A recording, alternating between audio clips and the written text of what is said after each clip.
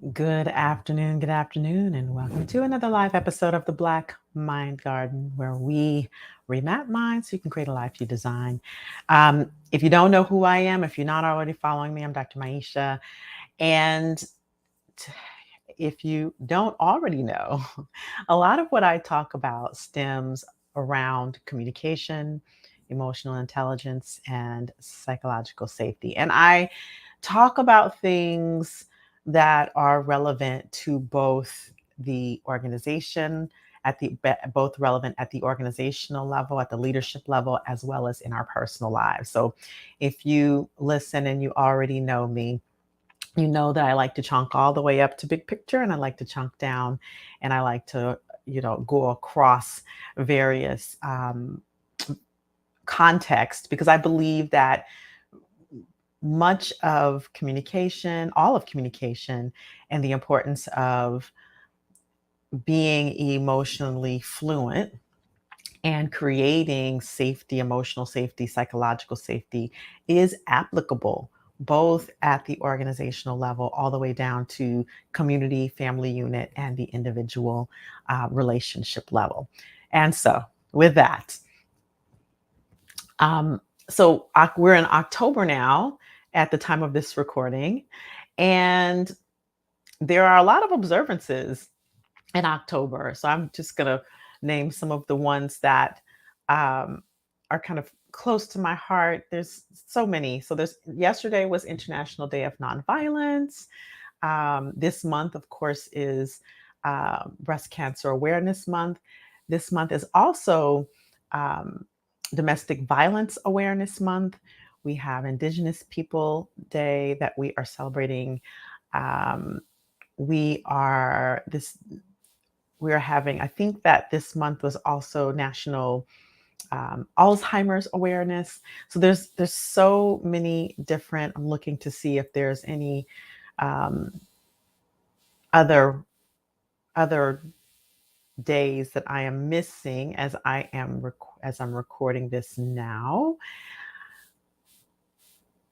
And if I did miss anything, that I'd love for you to put in the comments what I'm missing. But in terms of what I'm talking about today, I think it's, you know, having yesterday having been National Nonviolence Awareness Day, and this being uh, Domestic Violence Awareness Month, as well as something new that I didn't realize, that this month is Emotional Intelligence Awareness Month, which is wonderful because that is a lot of what I talk about.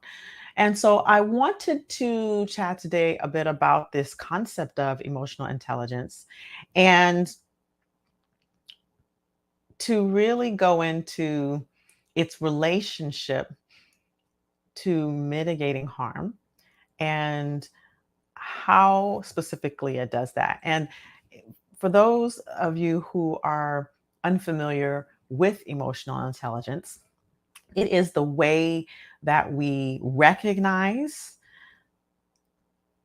honor, name, and communicate our emotions. So the way we recognize, the way we name, the way we um, accept and honor, and the way we interact and regulate our emotions when we're interacting with others. And I think, particularly as we talk about the ways in which emotional intelligence can mitigate harm, today I want to focus on emotional regulation. Now, before I get into that element, what is important to understand is that this idea of emotional intelligence, and I like to sort of reframe it as emotional fluency. This idea of emotional intelligence has been around for a really long time. And even from before it was called emotional intelligence. And it's often a very overlooked skill, both at the organizational level and oftentimes at the individual level. what I see now is that more and more people are beginning to understand this concept of emotional intelligence. However, when your day to day in life and you're getting caught up in the doing and you're getting caught up in, particularly in this s- state of survival, we often default to our primal instinct. And while there's nothing wrong with instinct, there is a time to be aware of putting space between that instinct and the reaction. And that is where this emotional intelligence comes into play. Most people, or most times, what happens is that we feel something, and depending on how you process, because remember, we all have these different mental models, we all process information very differently. Depending on how you process information, a person either reacts outwardly or retreats. And there's always an internal reaction, initial reaction, and then there is what the person does externally. And what having this emotional intelligence serves to do is to be able to connect connect with yourself, connect with your internal guidance system for you to understand what is going on so that you can make the next best communication or move that causes the least amount of harm. And so, before you can regulate and communicate, you must be aware. And that is why you have these various elements of emotional intelligence. The awareness always comes first. And when I teach about this in leadership rooms and in classrooms, when I teach about this in the realm of my trainings, I often talk about, well, what are the ways that we can recognize emotions? And that's a whole that's a whole podcast in and of itself. And perhaps we will we will grace that. And for today, I want to talk about this idea of emotional regulation and what that is. It is the ability to put a pause between that experience of the emotion and the reaction or the behavior. And it takes on many forms. And if you can imagine where most people feel the emotion, immediately speak or immediately react, quite a bit of harm can be done inside of those interactions. And we see it out in the world. We see it out in the world on a macro level with the kind of violence that happens. And I think that is why it's important to understand the gravity of some of the laws around firearms that are happening right now. However, not to detract, it is very important to understand that when we are not able to put that pause between what we experience in our emotion and the next reaction, then there is a great risk for causing harm, physical, emotional, psychological harm in others. And if we look at this from the standpoint, I'm going to start on the personal side, and we look at this from the standpoint of personal relationships, we can see. And I think that what most people are could potentially miss is not necessarily the physical harm that can happen, although especially when it comes to parent child relationship, that physical harm can be detrimental. However, the emotional and the psychological harm that can be done with not putting a pause between your emotions and your words, not putting a pause between your emotions, and even your nonverbal responses and reactions. So that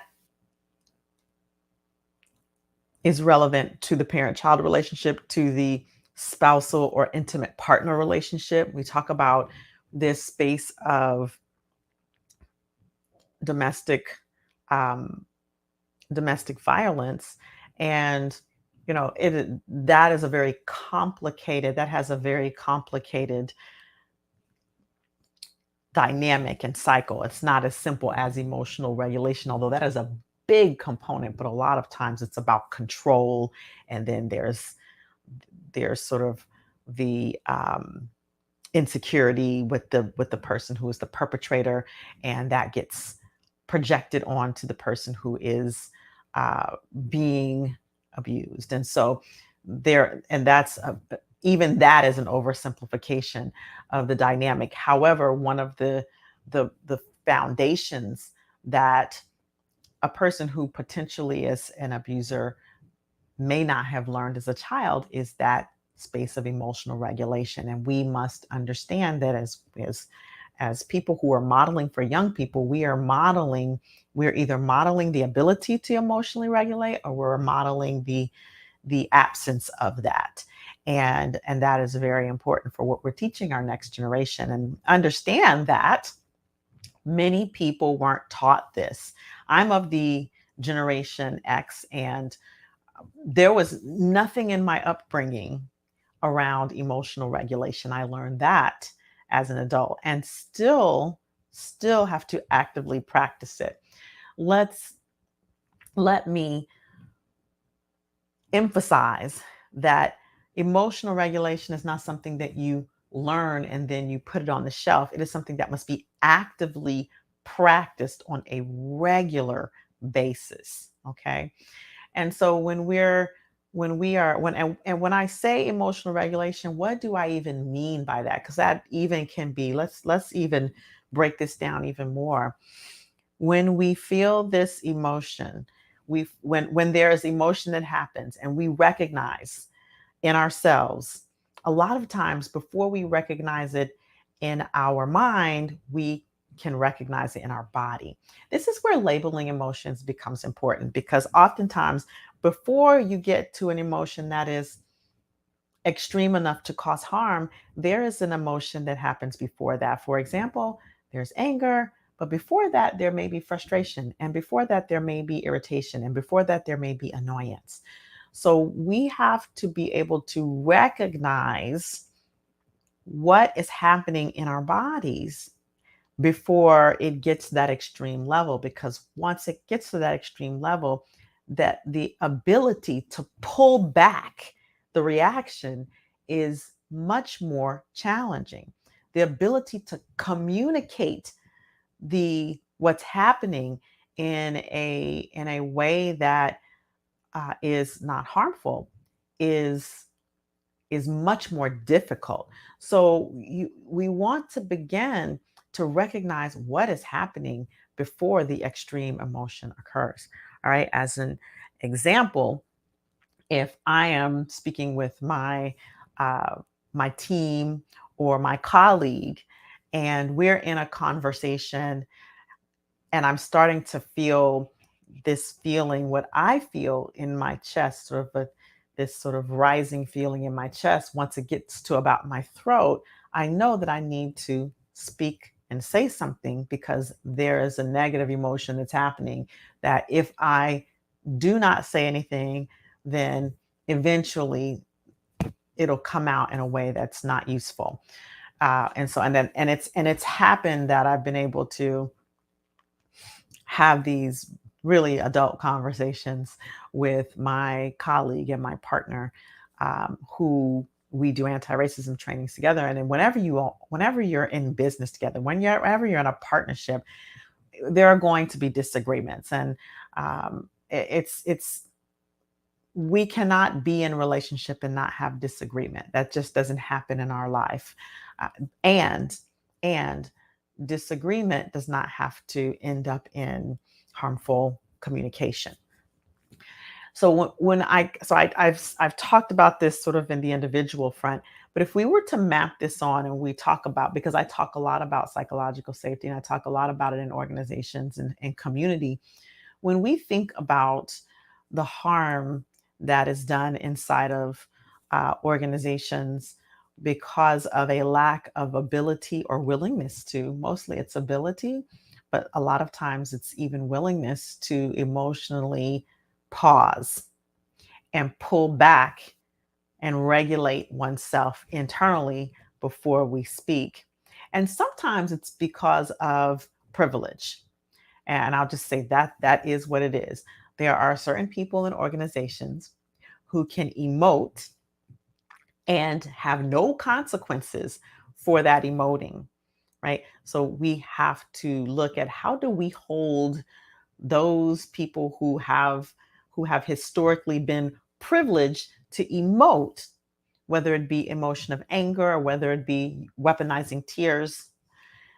How do we hold people accountable for that while not suppressing the emotions of others? Because what happens is when those emotions are suppressed, when you it's like putting a filling a waste basket and filling the waste basket and filling the waste basket and never emptying the waste basket. Well, eventually, and even if you press down the trash, that waste basket is going to get full and it's going to overflow and sometimes even explode.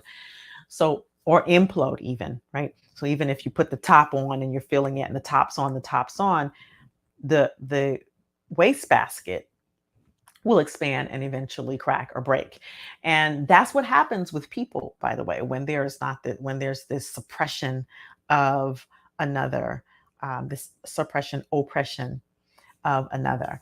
And so we have, one group of people who have historically been privileged to be able to emote and not regulate themselves inside of that emotion. It's not that feeling emotion is bad, and let's get that clear too. So emotions are normal process in the body that is a signal to the mind, to the brain that something is either going well or not going well.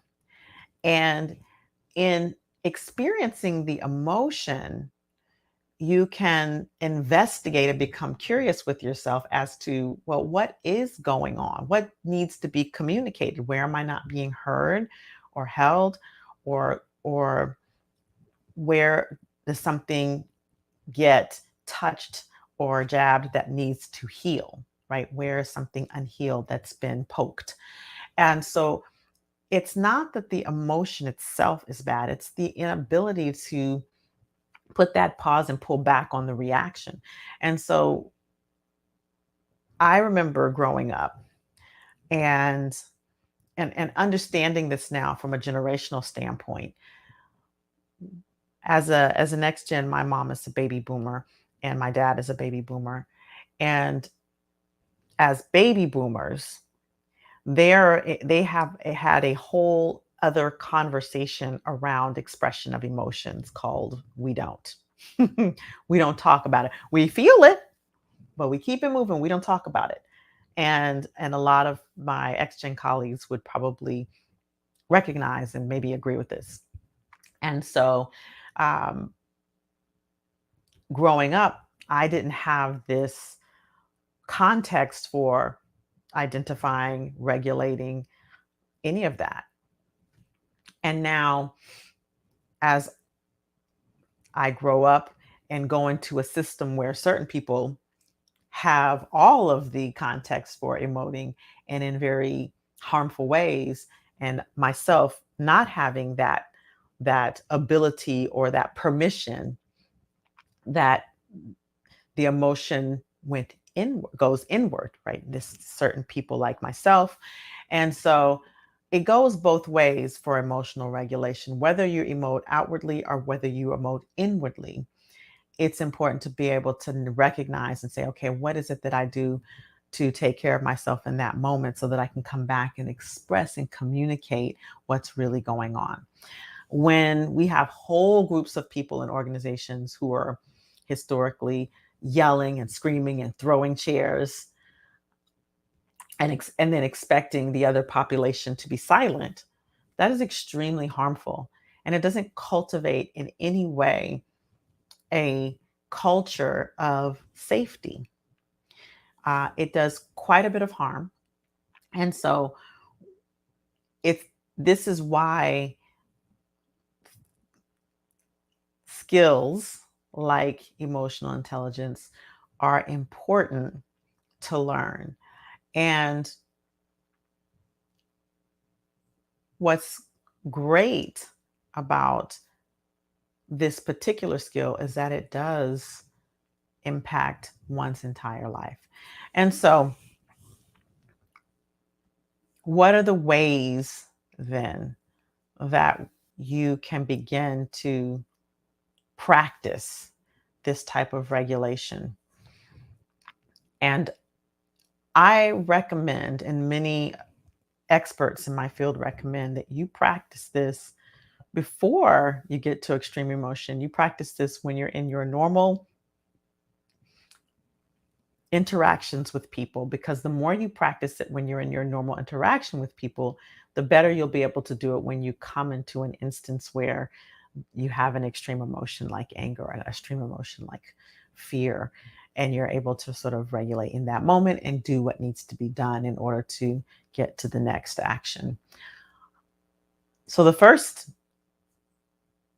thing that you might want to do is have some type of anchor. And what do I mean by that? Neurologically speaking, or in terms of the nervous system, there are certain things that we can connect to that will immediately shift our moods. Now, we can have anchors that are physical, and we can have ones that are audible, and we can have ones that are visual, and so kinesthetic. And so it really depends on what tends to impact you more. Are you more of a visual person? Are you more of an audio person? Are you more of a kinesthetic person? And so sometimes, if you have something visual, or if there's a song, if you're able to step away in that moment, if there's a song you could hum to yourself, if there's a chant that you could say to yourself, right? These are some of the things that in the moment when you notice it, if you put that much of a pause into in between you and the actual outward reaction, whether it's a phrase, maybe it's asking yourself a question, how important is it? Right? I actually had a client that came to me, and one of the things that she was struggling with was that emotional regulation, and it had resulted in uh, her being recommended to seek out coaching. And what we ended up doing was adding that one question in when she felt that emotion: how important is it? And that was enough of a pause for her to either turn and walk away, or shift whatever she was going to do, such that that next reaction didn't pour fuel onto the fire. And so, what is that for you? Is that a song that you can hum in your mind? Is that a phrase that you can say to yourself? Is it looking a certain way, or looking away and just shifting your view for a moment? Is it an immediate step back? What is that thing for you that will put the pause between you and the reaction? For many, it's a breath, or 5 or 10. For myself, it is definitely a breath and a countdown. So this is a simple one that many people don't even think to do. It's just to count: 1, 2, 3, 4, 5, 6, 7, 8, 9, 10. It's just 10 seconds, even if it's 5, but it's 10 seconds. It gives you the space between what you're experiencing physically in that moment, and the reaction that happens, such that you can redirect your behavior into something that's going to be more useful. And sometimes that thing that is more useful is removing yourself from the circumstance or the situation. Now, here's the thing: it doesn't mean that you never address what happened. And if you find that you cannot communicate what is going on in a way that's not going to fuel the situation more, or create harm, then that may be the best option for the moment. And then you can come back and communicate that a bit later. So we have the counting, we have a breath, we have removing yourself, we have saying, adding a sentence in. How important is it, or whatever that sentence is in? Maybe humming a song to yourself, maybe a chant. We have those things that we can do. And you may also think of things for yourself.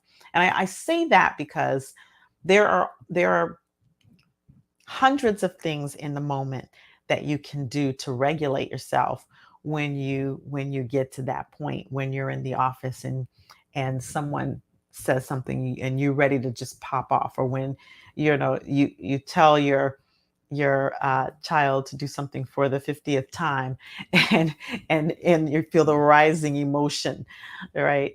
When your spouse does something or your partner does something and it just hits that button. There are hundreds of things that you can do.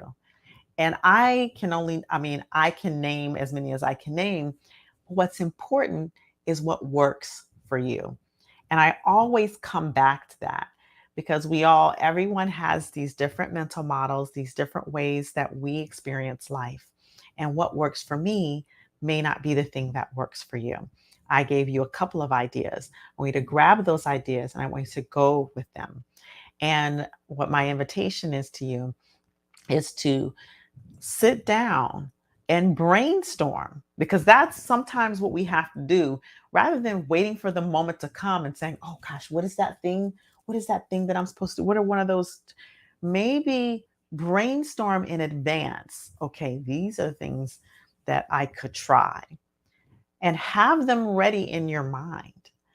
Because when you're prepared, what they say, when you stay ready, you don't have to get ready. And so I invite you to sit down and brainstorm. What are some things, what are some anchors that I can put in place, or what are some phrases or some things that I can put in place so that when those emotions start to rise, before it gets to that extreme emotion, I can pull back and take these actions, and that helped to regulate myself so that I can either communicate in that moment or remove myself and come back later and say, hey, this doesn't work. So, what are those things? I invite you to share this also with someone in your family, someone in your workplace, and in hopes that this is a skill that people will become more interested in acquiring, because much of the conflict in our society today is really centered around a lack of ability to emotionally regulate and communicate. I said earlier in a post that communication is everything begins and ends in communication. And we experience emotion on a day-to-day basis, whether it be mild or moderate or extreme. We experience levels of emotion every single day on a day-to-day basis. And we are always in communication, whether we are speaking or not. So everything begins and ends in that communication. And if we begin to be interested and prioritize learning more deeply these skills of verbal and nonverbal communication and emotional regulation, emotional becoming more emotionally intelligent, then we will not only ourselves have, but we will begin to model something different for the people around us, for the generation to come. And that the ability to mitigate and solve conflict and mitigate harm will go a long, long way, both for people personally, in our communities, and in our organizations and businesses. And so, with that, I will put a pin in it and pause. Um, I hope that everyone has a wonderful week. Once again, I invite you to share this episode, because this is a skill that absolutely needs to be rippled out into our community. And finally, if you want to learn more about what I do, you can just visit the website right on your screen, mindremappingacademy.com, or you can reach out to me directly on platform that for which you're watching. When the audio episode comes out, we will make sure to put it all in the show notes as well. And so have a wonderful rest of the day and a wonderful rest of the week. Please put those pauses between your feelings and your reactions. And as always, stay empowered.